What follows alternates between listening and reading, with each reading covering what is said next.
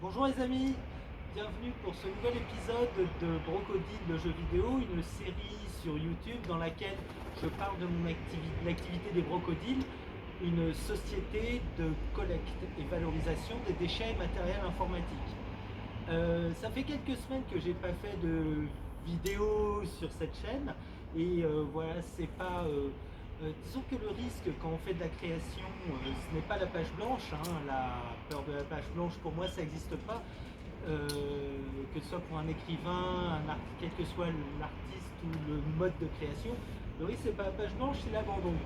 Et donc voilà, c'est pas facile, faut pas abandonner. Et donc voilà, c'est pour ça que je continue de reprendre ce rendez-vous au cœur de l'été, donc de Brocodile de jeux vidéo, pour parler d'un jeu qui s'appelle Marvel Strike.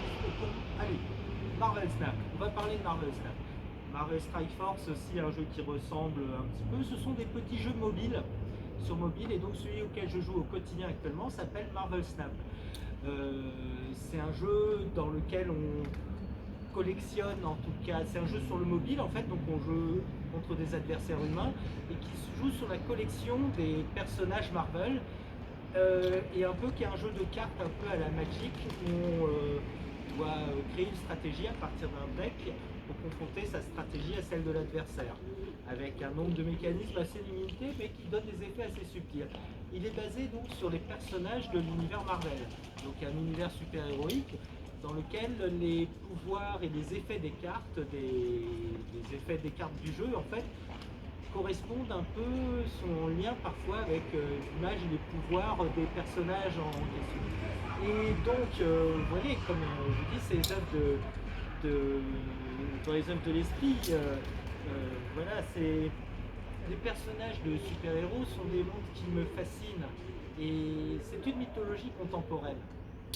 Et c'est important, les mythologies, effectivement, ces personnages auxquels on s'identifie, des univers un peu de science-fiction, mais qui finalement nous parlent du réel et nous parlent de l'humanité, quelque part, en parlant de personnages imaginaires qui ont des pouvoirs fantastiques.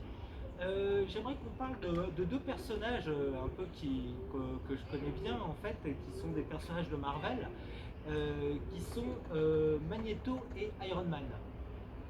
Et parfois, en fait, le gag, c'est en fait qui gagne entre Magneto et Iron Man.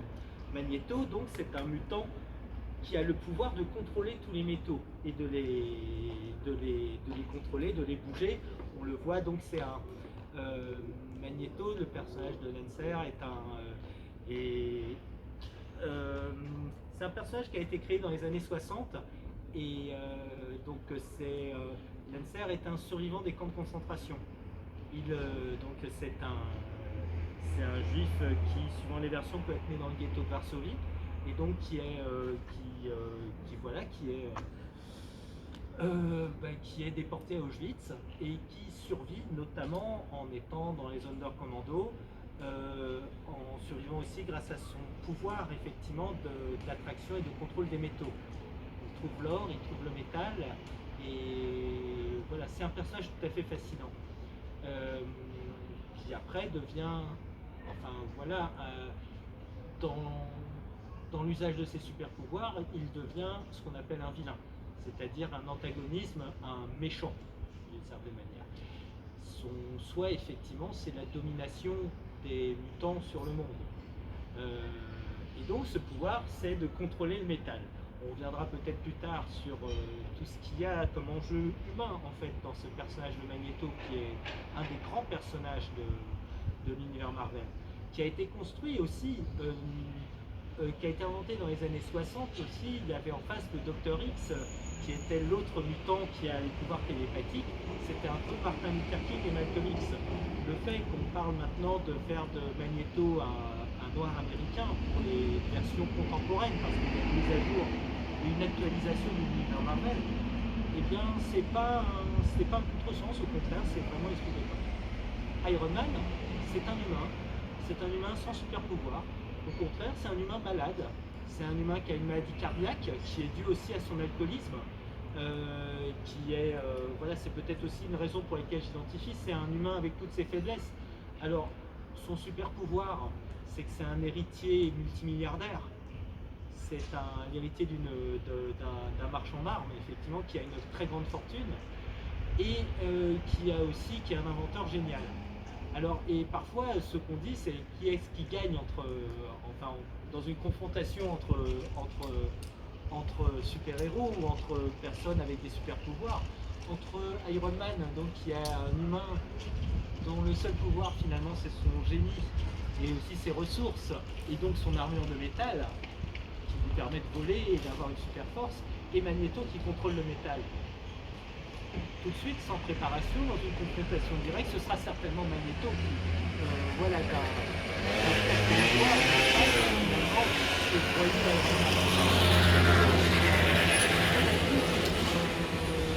avec un peu de préparation, c'est forcément Iron Man qui gagne. Parce que finalement, le génie humain, la préparation, la créativité dont dispose Iron Man, qui est justement dont la capacité à surmonter ses faiblesses est finalement ce qui en fait sa force. C'est-à-dire son principal ennemi, c'est l'alcool.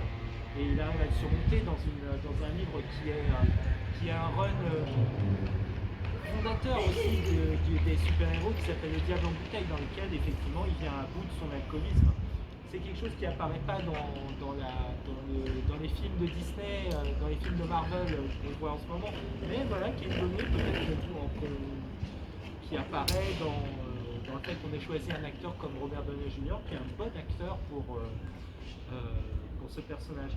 Donc en fait, voilà, moi, sur là-dessus, je pense qu'avec assez de préparation, par exemple, Iron Man, il fait une armure sans pièces métalliques. Et donc finalement, il fait une armure en plastique et il va venir à bout de Magneto justement de cette manière-là, sans doute. Donc avec un peu de préparation, je pense que c'est qu'Iron Man vient à bout de personnages peut-être plein de ressentiments, plein de talent finalement, de génie aussi qui peut être Magneto, mais voilà. On en vient toujours au fait que je pense que ce qui l'emporte en général c'est la créativité. Alors, du métal, effectivement, il y en a au Brocodile, il est valorisé avec des partenaires. Aussi, c'est ça qui fait sa force à Iron Man. C'est un des Avengers. C'est-à-dire aussi, il a des alliés qu'il contrôle, mais non pas parfois par l'attrait que peut amener le pouvoir et la manipulation que peut faire Magneto sur les personnes, qu'ils soient les humains ou les mutants. Effectivement, ils ont le pouvoir de charisme et d'attraction. Mais voilà, Iron Man, c'est quelque chose aussi. Voilà, il y a aussi quelque part aussi la vengeance. Hein. Ce groupe s'appelle les Avengers. Voilà, ce sera tout pour aujourd'hui. Donc, nous sommes au Brocodile, 24 rue Saint-Michel. Nous acceptons société de collecte et valorisation des déchets et matériaux informatiques. Ce sera tout pour aujourd'hui. À vous les studios.